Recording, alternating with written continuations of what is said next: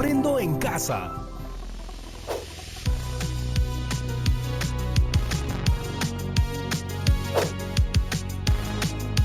Hola amigas y amigos de tercero de secundaria. Mi nombre es Jonathan Hernández y esto es Aprendo en Casa. El día de hoy nos toca explorar nuevamente el área de matemática. Y no sé si lo recuerdan, pero hace unos días nos acompañó un amigo mío, el detective John, para ayudarnos a resolver un misterio que trataba sobre descubrir los motivos por los cuales existen menos quechohablantes que antes. ¿Ya lo recordaron? Ya sé, mejor traigo de nuevo al detective John para que explique mejor. Hola, Jonathan me trajo nuevamente aquí a Aprendo en Casa para seguir investigando sobre los motivos por los cuales existen menos quechohablantes que antes. La vez pasada aprendimos a representar las características de una población mediante variables cualitativas o cuantitativas. Vimos los distintos tipos de muestreo y escogimos uno para determinar la muestra y aplicar nuestra encuesta. ¿Llegaron a conversar con las 30 personas y les hicieron las preguntas de la encuesta? Recuerden que recoger información es fundamental para una investigación. Y bueno, como ustedes saben, yo soy el mejor y más codiciado detective del planeta Tierra. Y como el profesional que soy, este nano dispositivo ultra secreto de última generación, tengo los resultados de las encuestas que apliqué.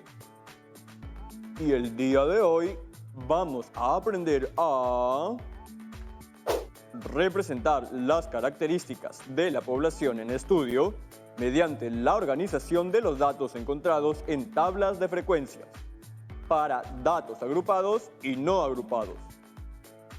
A mí se me han estado ocurriendo algunas maneras de cómo organizar los datos de las encuestas.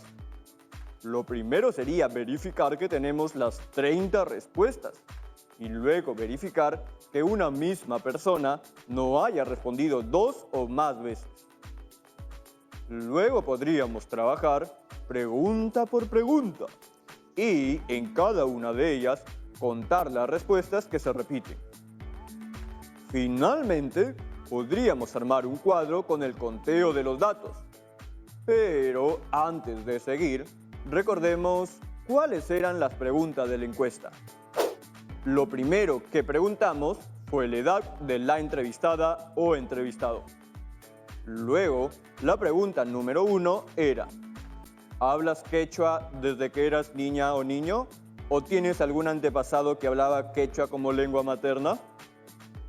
Las opciones de respuesta eran sí o no. La segunda pregunta decía: a inicios del siglo XXI, el quechohablantes en el Perú fue menos que en el pasado. ¿Cuál crees que fue el principal motivo por el cual la cantidad de quechohablantes disminuyó? Y habían 5 alternativas de respuesta. Yo les cuento que me adelanté un poco y armé una tabla con los datos que recopilé de las encuestas. Miren lo que hice. En la tabla de la izquierda hice una lista con todas las edades de mis entrevistados y puse también el número de personas que tenían esas edades. Y en la tabla de la derecha puse cuántas personas respondieron que sí o que no a la primera pregunta. Ahora, la gran pregunta es: ¿qué hago con esta información? Creo que llamaré a mi colega, la gran detective, la profesora Liliana.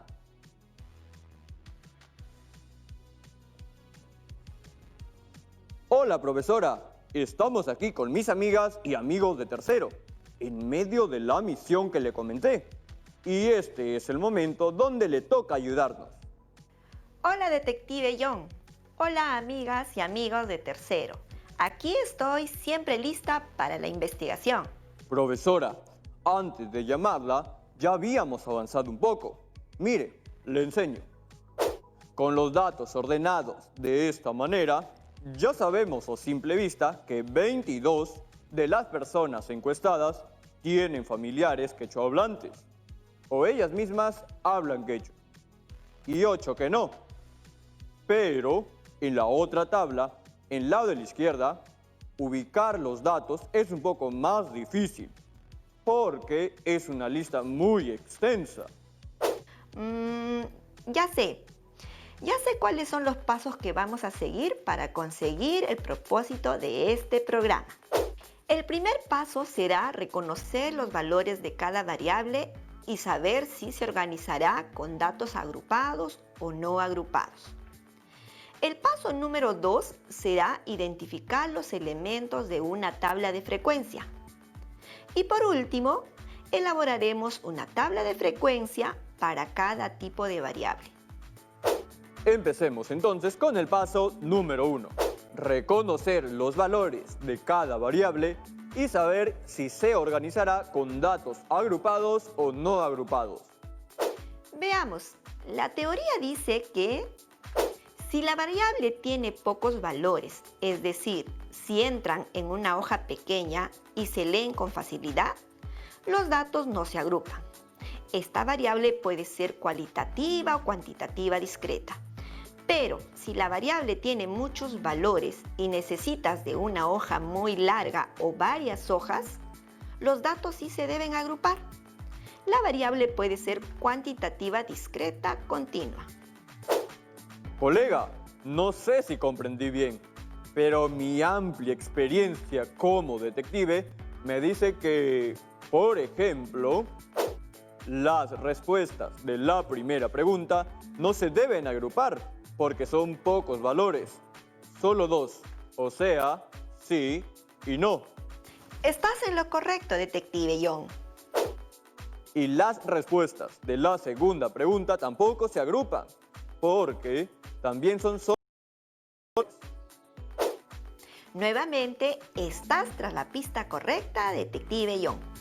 Pero, ¿qué haríamos con las edades de los encuestados? Bueno, en este caso tendría una lista muy larga, porque las edades de mis 30 encuestados van desde los 12 años hasta los 64. Entonces, detective John, ¿agruparemos estos datos? Efectivamente, la teoría dice que si la variable tiene muchos valores, debemos agruparlos. Elemental, mi estimada profesora. Pero, ¿cómo lo hacemos? Según los datos que recopilaste, ¿cuántos años tiene la persona más joven? 12 años. ¿Y la mayor? 64. En este caso, 12 es el menor valor y 64 el mayor valor. Estos datos nos ayudarán a encontrar el rango de la variable y lo haremos restando el valor mayor menos el menor. En otras palabras, 64 menos 12, lo que nos da como resultado 52. Eso quiere decir que tenemos 52 posibles valores. Son muchos valores. Así es.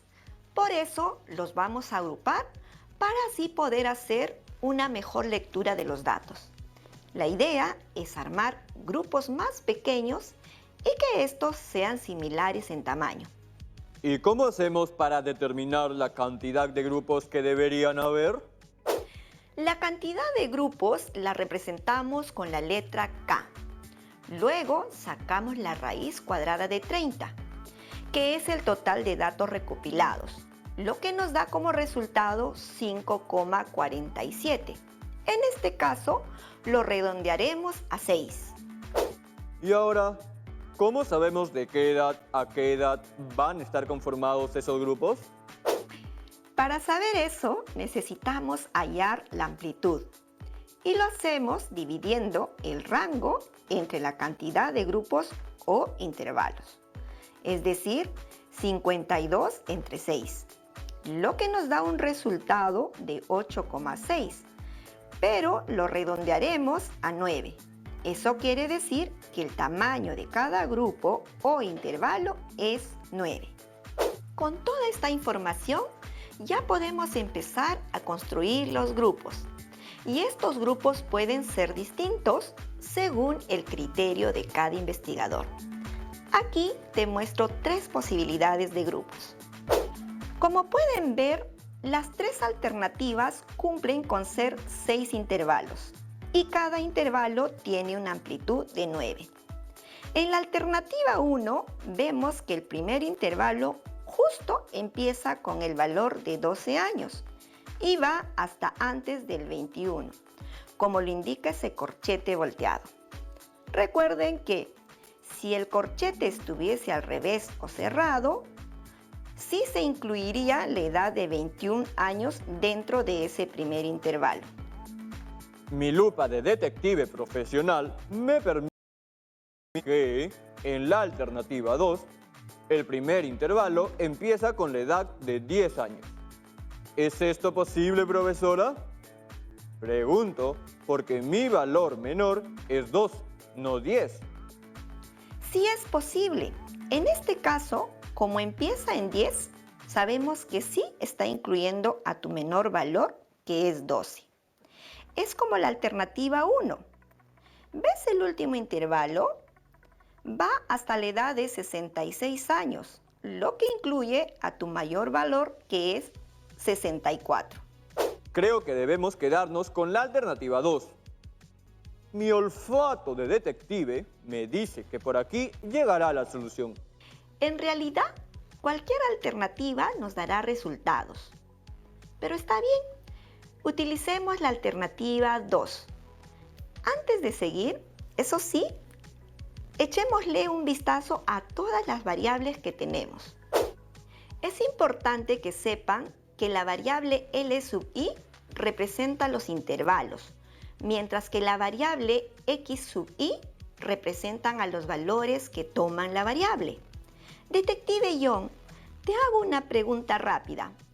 ¿Cuál sería el cuarto intervalo o L sub 4 para la variable edad? A ver, L sub 1, sub 2, sub 3, sub 4. Los valores de L sub 4 van desde los 37 años hasta antes de los 46. Veamos una más. Para la variable motivos de menos quechohablantes, ¿cuál es el valor de X sub 3? Migración sería X sub 1. Enseñanza sería X sub 2. Y comunicación sería X sub 3. Ya sabemos reconocer los valores de cada variable y saber si las organizaremos con agrupados o no agrupados. Ahora nos toca avanzar con el paso número 2. Identificar los elementos de una tabla de frecuencia. Tabla de frecuencias, tabla de frecuencias. Detective John, ¿no recuerdas lo que es una tabla de frecuencias, cierto? Sí lo recuerdo. Por supuesto que lo recuerdo. Solo que es momento de hacer una pausa porque debemos irnos a un corte comercial. ¡Ah, ya! Era eso. Bueno, entonces, chicas y chicos, no se muevan que en unos minutos volvemos con Aprendo en Casa.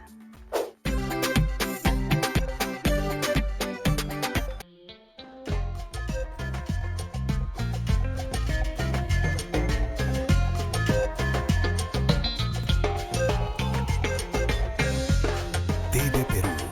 Somos todos.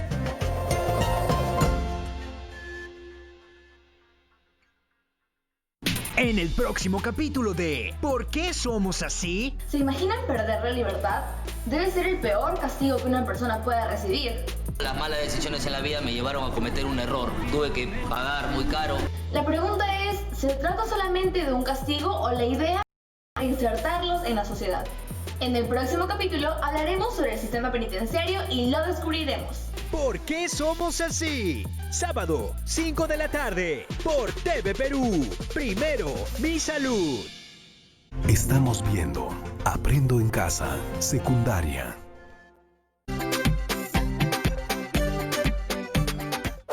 Antes del corte comercial, aprendimos a reconocer los valores de cada variable y saber si se organizarán con agrupados o no agrupados. Y ahora nos toca identificar los elementos de una tabla de frecuencias. Una tabla de frecuencias es aquella donde los datos estadísticos obtenidos se organizan según su frecuencia. A partir de esta tabla, seremos capaces de realizar los gráficos estadísticos de una forma más fácil. Lo que haremos ahora será construir una tabla de frecuencias para la variable edad y lo haremos de la siguiente manera. La primera columna contiene los valores de la variable. La segunda columna tendrá los datos de la frecuencia simple o absoluta. La tercera columna, la frecuencia acumulada.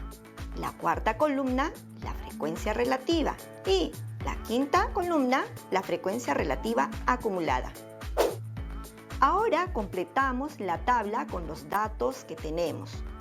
Esta primera columna es para el valor de la variable, es decir, los intervalos. La segunda columna es para la frecuencia absoluta, que es el número de veces que se repite cada valor de la variable en los datos recolectados. Dime, detective John, dentro de las personas que encuestaste, ¿cuántas de ellas tenían de 10 a menos de 19 años? 3. ¿Y de 19 a antes de 28 años? 4.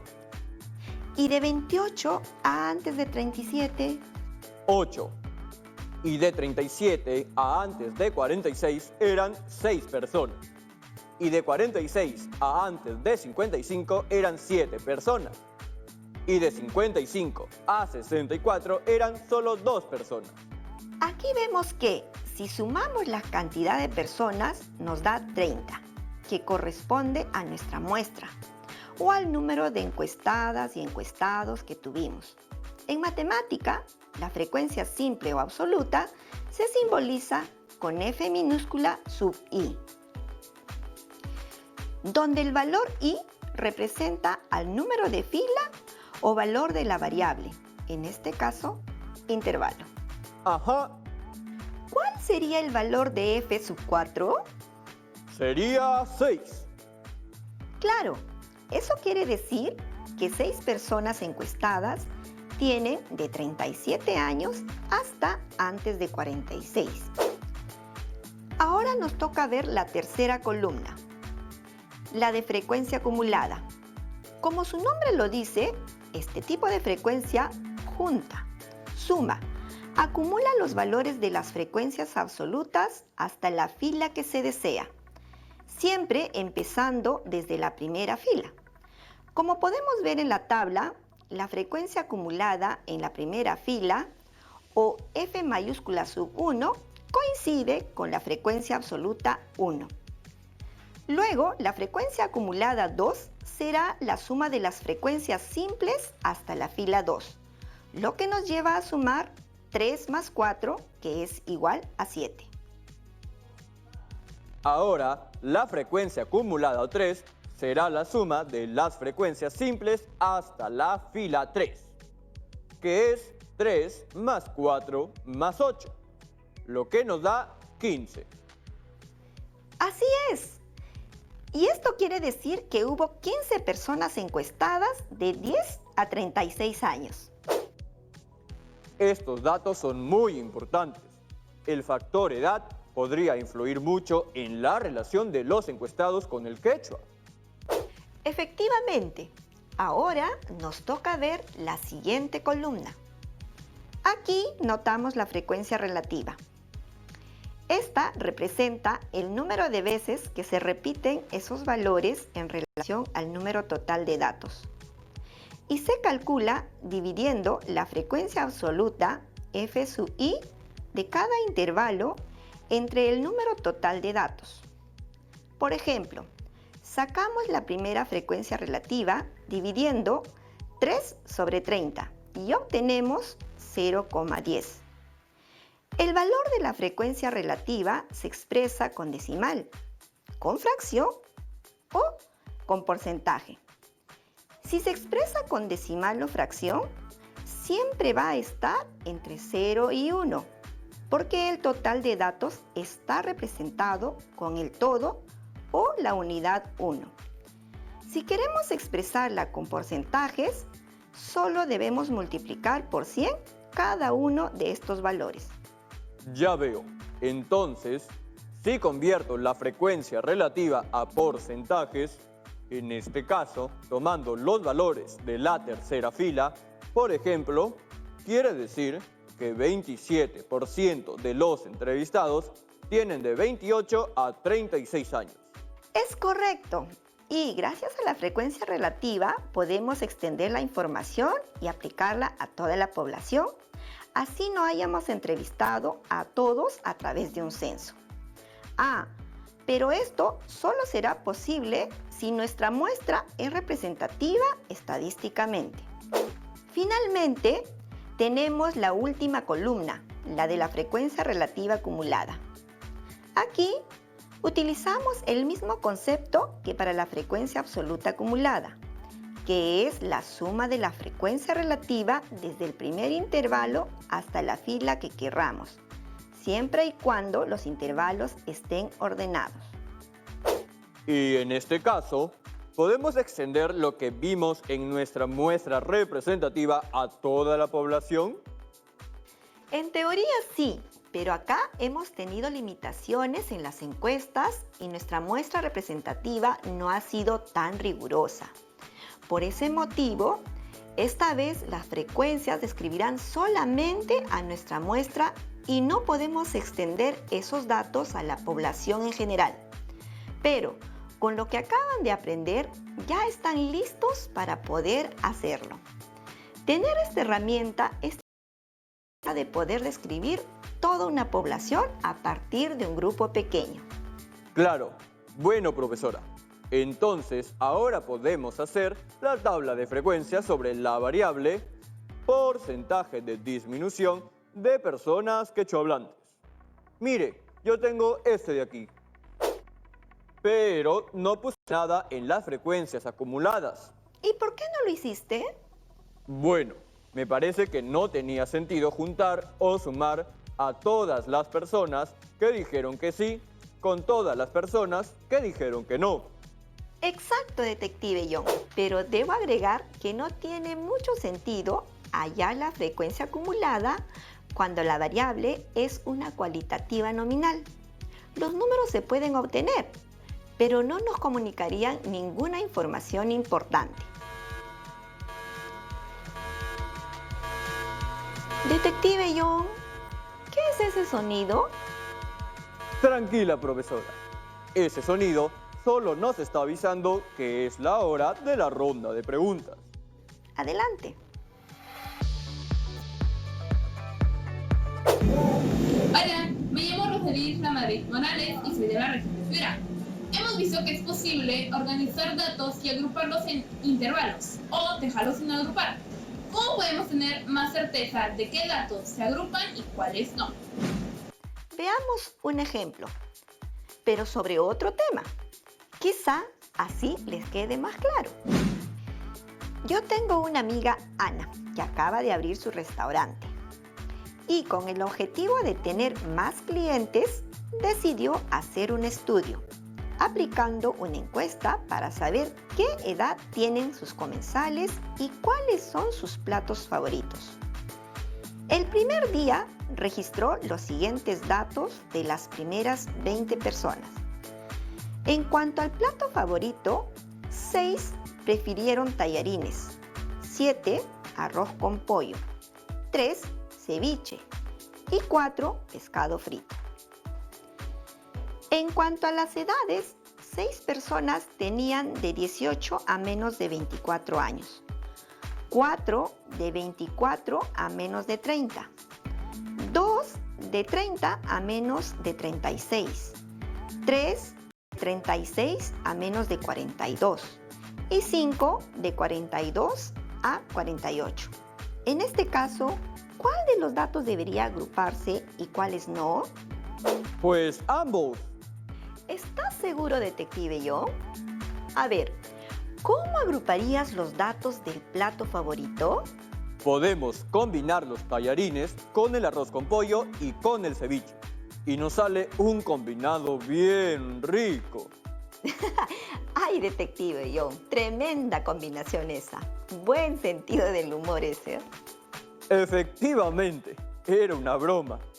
En realidad, creo que los únicos datos que se pueden agrupar, en este caso, serían el de las edades. Así es.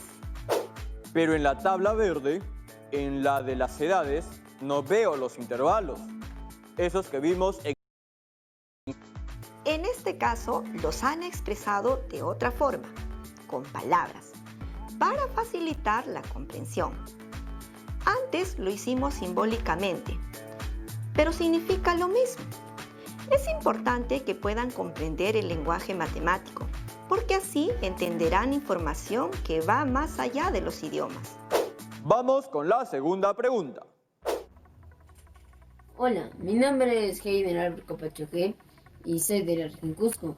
Si hemos construido nuestras tablas de frecuencia, conociendo desde el inicio la frecuencia absoluta, pero ¿qué pasaría si tengo solo una parte de la información y ninguna columna está completa? Veamos, nuestro amigo se refería a algo así. Analicemos la tabla por unos segundos y pensemos qué es lo que podríamos hacer o por dónde podríamos empezar. Detective John, ¿se te ocurre algo? Veamos. De acuerdo a la frecuencia acumulada, el F sub 5 nos indica que el total de la muestra también es 20. Ahora ya sabemos el total, pero también sabemos que el total de la frecuencia relativa debe ser 1. Aquí, quizá, podemos calcular la frecuencia relativa, H sub 2, porque sabemos que 5 sobre 20 es 0,25 y H sub 5 es 2 entre 20, lo que nos da 10 décimas. Luego sumamos todos los valores que tenemos en la frecuencia relativa y nos da un total de 0,75. Y sabemos también que para llegar a la unidad nos falta 0,25. Entonces, ese sería el valor de H sub 4. Seguimos entonces con la columna de las frecuencias absolutas. Para encontrar estos datos, podemos aplicar una regla de 3 simple. Solo hay que encontrar una equivalencia. Si vemos la última fila, tenemos 20 en frecuencia absoluta y 1 en frecuencia relativa. Entonces, si 1 equivale a 20, 0,10, ¿a cuánto equivale? Equivale a 2. Ya tenemos el valor de la primera fila de la frecuencia absoluta. ¡Exacto! Ahora pueden utilizar la misma estrategia para terminar de completar la tabla y les quedaría algo así. Claro, y para completar la frecuencia acumulada, solo hace falta sumar o juntar los valores que tenemos en la columna de frecuencia absoluta. ¡Y listo! Chicas, chicos, espero que ustedes también hayan desarrollado esta tabla desde sus casas. Gracias, profesora, por habernos acompañado el día de hoy. Colegas, ya estamos llegando a la parte final de este programa. Y como de costumbre, ahora el turno es de ustedes. Crea una tabla de frecuencias para la última pregunta de la encuesta, sabiendo que 3 personas respondieron A, 4 personas respondieron B, 8 personas respondieron C, 9 personas respondieron D y 6 personas...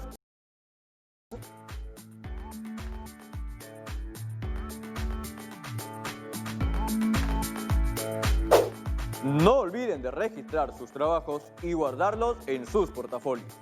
Bueno, chicas y chicos, esto ha sido todo por hoy en Aprendo en Casa. Nos vemos pronto.